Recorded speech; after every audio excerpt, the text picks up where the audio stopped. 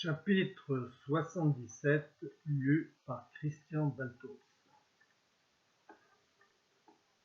où l'on rapporte l'aventure du Brément et la gracieuse histoire du joueur de marionnettes, ainsi que les mémorables divinations du singe Devin. Don Quichotte grillait, comme on dit, d'impatience d'apprendre les merveilles promises par l'homme aux armes. Il alla le chercher où l'hôtelier lui avait indiqué qu'il était, et l'ayant trouvé, il le pria de lui dire sur-le-champ ce qu'il devait lui dire plus tard à propos des questions qui lui avaient été faites en chemin. L'homme répondit : « Ce n'est pas si vite ni sur les pieds qu'il faut entendre le récit de mes merveilles. Que votre grâce, mon bon seigneur, me laisse d'abord achever de panser ma bête, après quoi je vous dirai des choses qui vous étonneront.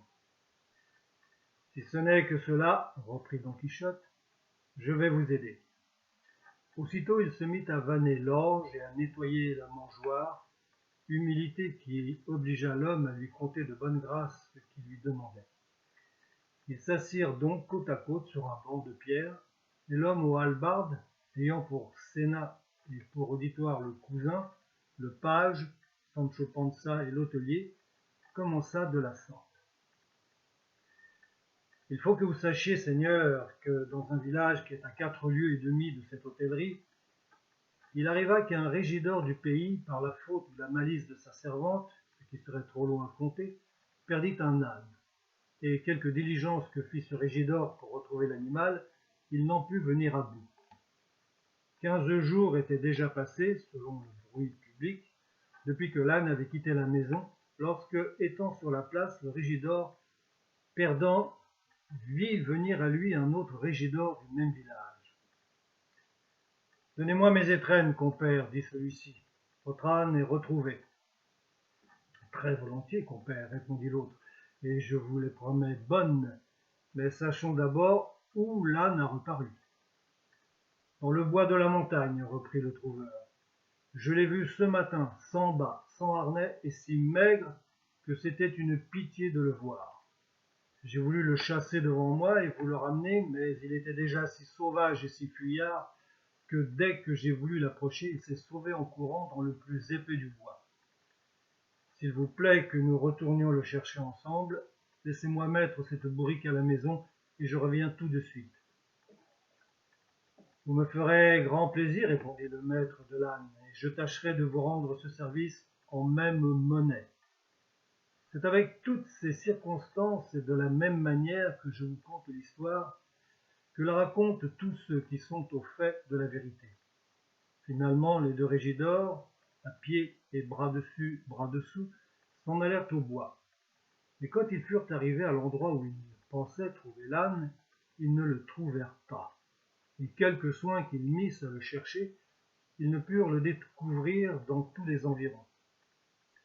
Voyant que l'animal ne paraissait point, le régidor qui l'avait vu dit à l'autre : « Écoutez, compère, je viens d'imaginer une ruse au moyen de laquelle nous finirons par découvrir la bête, fût-elle cachée, non dans les entrailles du bois, mais dans celles de la terre. Je sais braire à merveille, et si vous avez aussi quelque peu de ce talent, tenez l'affaire pour conclue. »« Quelque peu, dites-vous, compère, reprit l'autre. Oh, pardieu, j'espère bien que personne n'aurait à m'en revendre, pas même les ânes en chair et en os. »« C'est ce que nous allons voir, répondit le second régidor, car j'ai résolu que vous alliez d'un côté de la montagne et moi de l'autre, de façon que nous en fassions le tour et que nous la parcourions en tous sens. De temps en temps, vous brairez, vous, et je brairai aussi, moi. Et il n'est pas possible que l'âne ne nous entende et ne nous réponde, s'il est encore dans le bois de la montagne. » « En vérité, compère, s'écria le maître de l'âne, la ruse est excellente et digne de votre grand génie. » Aussitôt, ils se séparèrent, et suivant la convention, chacun prit de son côté, mais presque en même temps, ils se mirent tous deux à braire, et, trompés chacun par le cri de l'autre, ils accoururent se chercher, croyant avoir trouvé l'âne. Quand le perdant vit son compère, « Est-il possible, s'écria-t-il, que ce ne soit pas mon âne que j'ai entendu braire ? Non, Ce n'est que moi, répondit l'autre. Eh bien, compère, reprit le premier, j'affirme que de vous à un âne, il n'y a aucune différence. Quant à ce qui est de Brère, car de ma vie, je n'avais vu ni entendu chose plus semblable et plus parfaite. Sans vous flatter, répondit l'inventeur de la ruse, ces louanges vous appartiennent plus qu'à moi, compère. Par le Dieu qui m'a créé, vous pourriez céder 2 points aux plus habiles brayeurs du monde.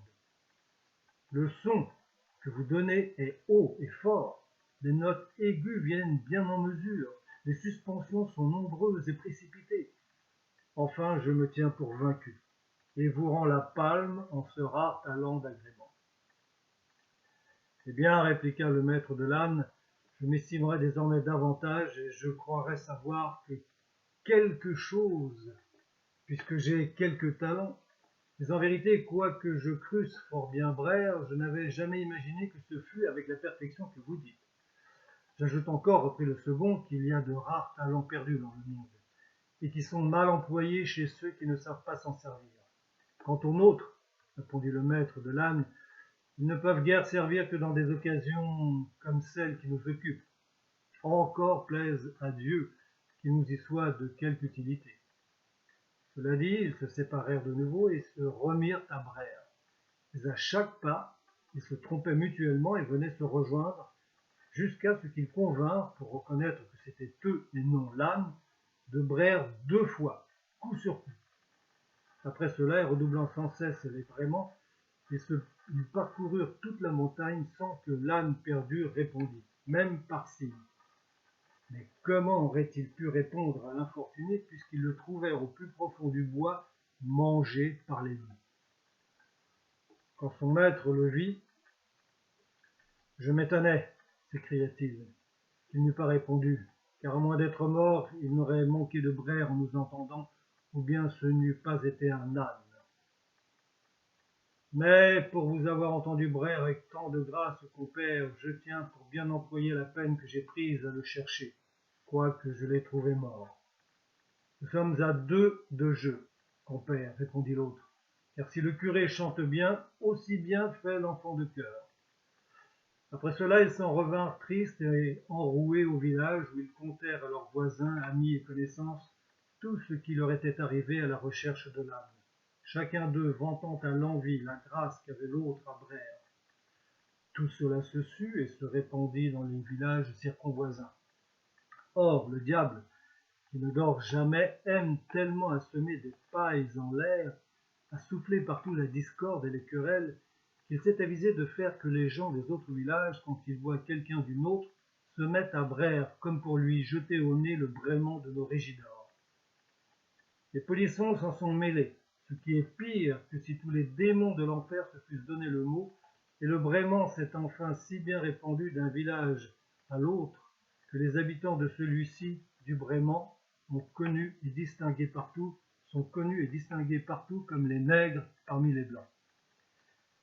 Les malheureuses suites de cette plaisanterie sont allées si loin que maintes fois les raillés sont sortis contre les railleurs, à main armée et bataillons formés, pour leur livrer bataille sans que rien puisse en empêcher ni crainte, ni honte, ni roi, ni justice. Je crois que demain ou après-demain, les gens de mon village, qui est celui du Braiement, doivent se mettre en campagne contre un autre pays, à 2 lieues du nôtre, et l'un de ceux qui nous persécutent le plus. C'est pour les armer convenablement que je viens d'acheter ces lances et ces hallebardes. Voilà les merveilles que j'avais à vous raconter. Si elles ne vous ont point paru telles, je n'en sais pas d'autres. Et le bonhomme finit de la sorte son récit.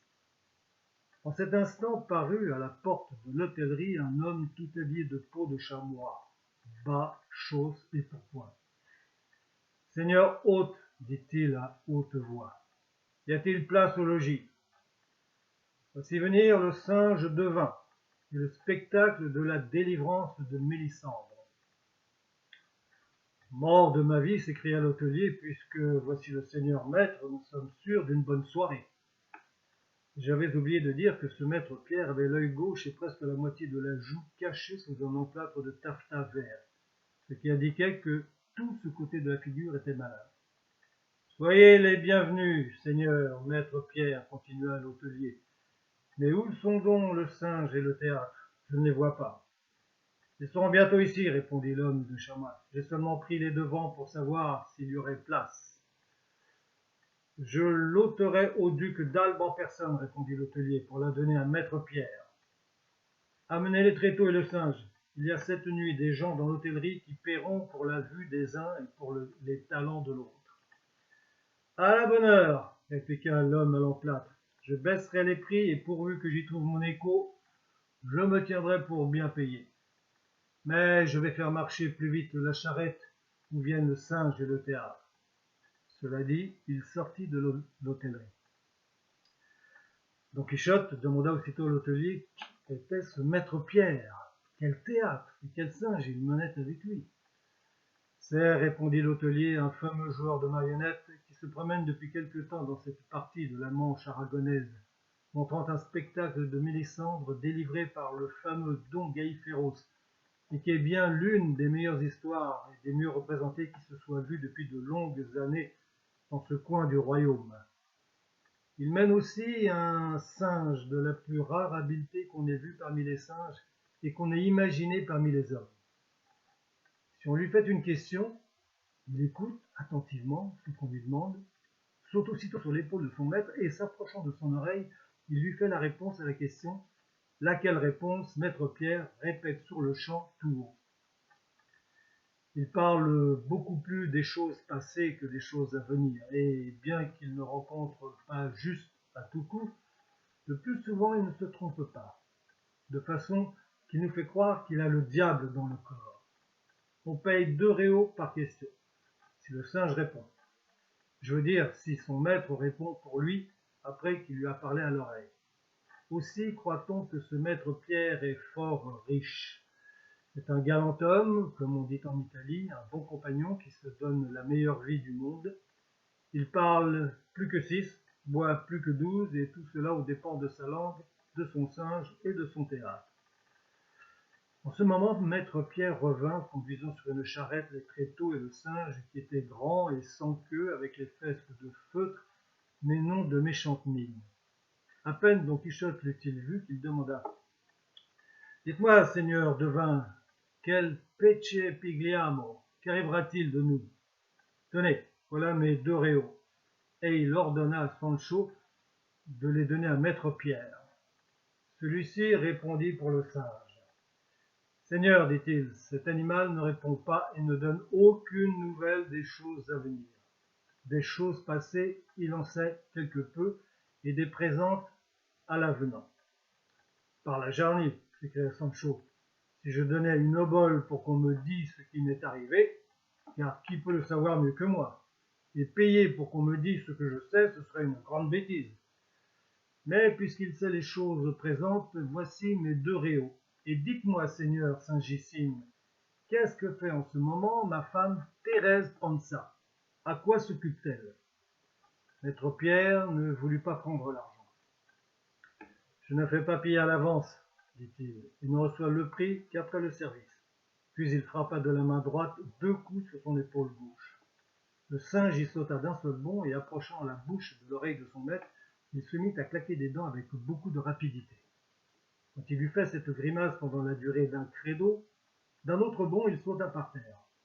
Alors, maître Pierre accourut, s'agenouiller devant Don Quichotte et lui prenant les jambes dans ses bras. « J'embrasse ses jambes, s'écria-t-il, comme si j'embrassais les 2 colonnes d'Hercule. Ô ressusciteur insigne de l'oubliée chevalerie errante!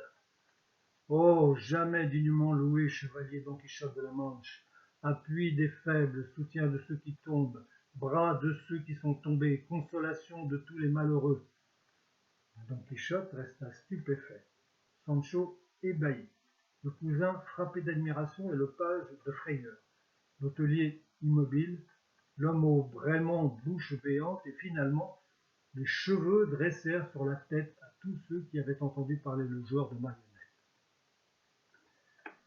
Celui-ci continua sans se troubler. « Et toi, ô mon bon Sancho Panza, le meilleur écuyer du meilleur chevalier de ce monde, réjouis-toi. Ta bonne femme Thérèse se porte bien et s'occupe, alors qu'il est, à peigner une livre de chanvre à telle enseigne qu'à son côté gauche est un pot égueulé qui tient une bonne pinte de vin avec lequel elle se délasse et qui lui fait compagnie dans sa besogne.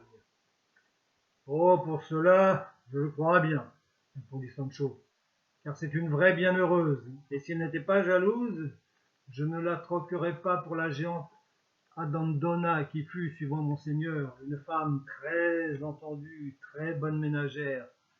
Et ma Thérèse est de celles qui ne se laissent manquer de rien, bien qu'aux dépens de leurs héritiers. Maintenant, je répète, s'écria Don Quichotte, que celui qui lit et voyage beaucoup apprend et voit beaucoup. Comment, en effet, serait-on parvenu jamais à me persuader qu'il y a dans le monde des singes qui devinent, ainsi que je viens de le voir avec mes propres yeux, car je suis bien ce même Don Quichotte de la Manche que ce bon animal vient de nommer, sauf toutefois qu'il s'est un peu trop étendu sur mes louanges. Mais tel que je suis, je rends grâce au ciel qui m'a doué d'un caractère doux et compatissant, toujours porté à faire bien à tous et mal à personne. Si j'avais de l'argent, dit le page, je demanderais au seigneur singe ce qui doit m'arriver dans le voyage que j'entreprends. J'ai dit, répliqua maître Pierre, qui venait de se relever et de quitter les pieds de Don Quichotte, que cette bête ne répond point sur les choses à venir.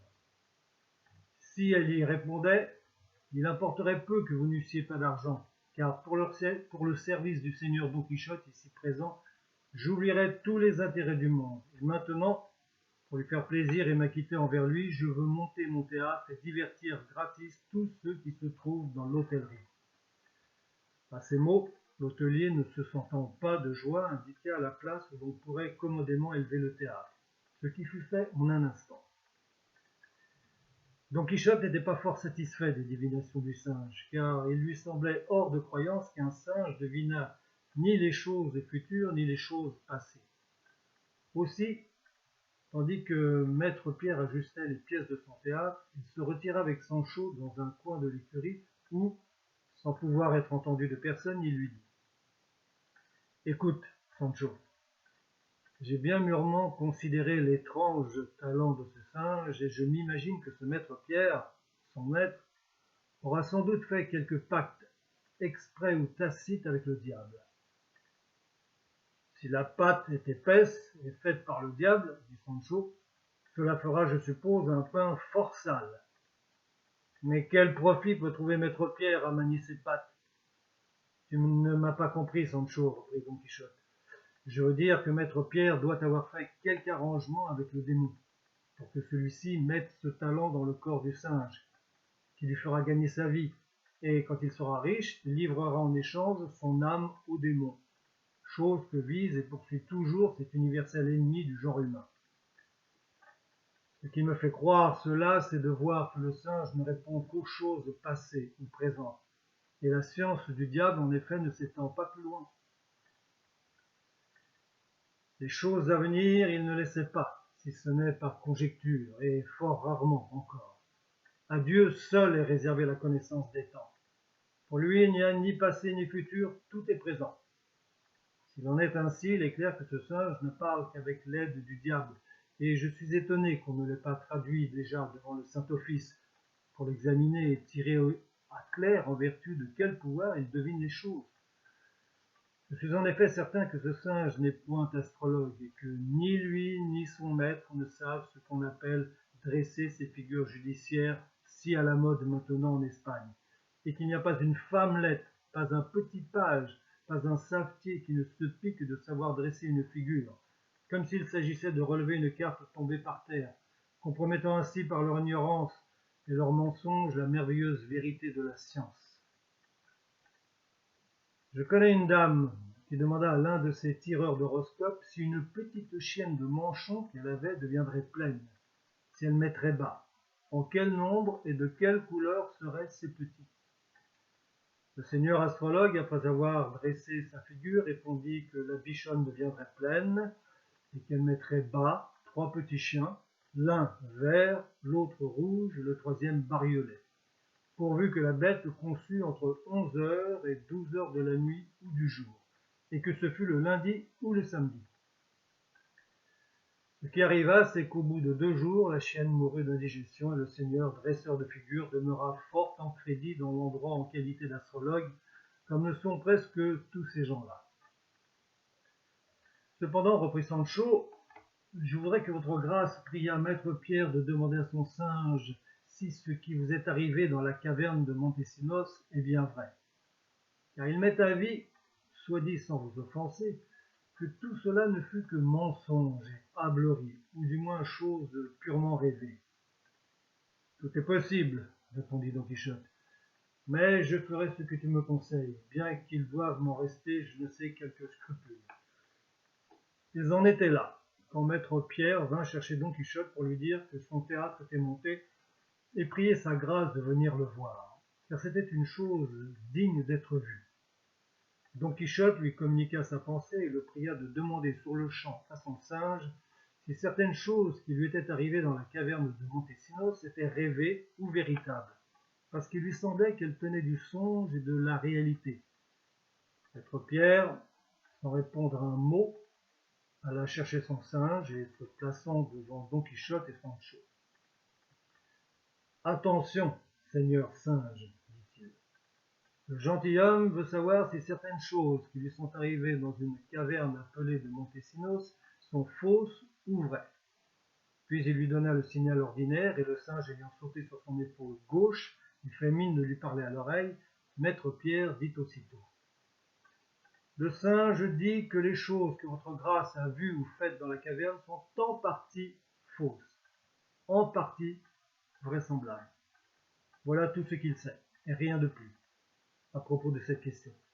Mais si votre grâce veut en savoir davantage, vendredi prochain, il répondra à tout ce qui lui sera demandé. Quant à présent, il a perdu sa vertu divinatoire, et il ne la trouvera plus que vendredi. » « Ne le disais-je pas, s'écria Sancho, que je ne pouvais m'imaginer que tout ce que votre grâce, monseigneur, a conté des événements de la caverne fût vrai, pas même la moitié? » « L'avenir le dira, Sancho, répondit Don Quichotte, car le temps, découvreur de toutes choses, n'en laisse aucune qu'il ne traîne à la lumière du soleil, fût-elle cachée dans les profondeurs de la terre.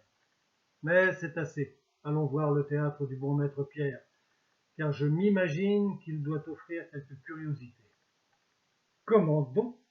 Quelle curiosité, répliqua maître Pierre. Plus de 60 000 en renferme ce mien théâtre. Je le dis à votre grâce, monseigneur Don Quichotte, c'est une des choses les plus dignes d'être vues que le monde possède aujourd'hui, et operibus credite non verbis.